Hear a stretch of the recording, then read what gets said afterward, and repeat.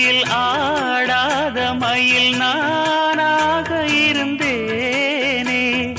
பூவோடு வரும் காற்றாக என நீ சேர தெளிந்தேனே.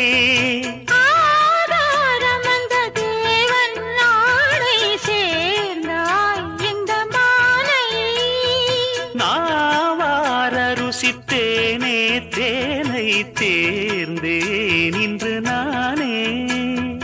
வந்த துணையே வந்து அணையே, அந்த முள்ள சந்திரனை சொந்தம் கொண்ட சுந்தரியே. சாமி கிட்ட சொல்லி வச்சு சேர்ந்தது இந்த செல்ல கிளியே.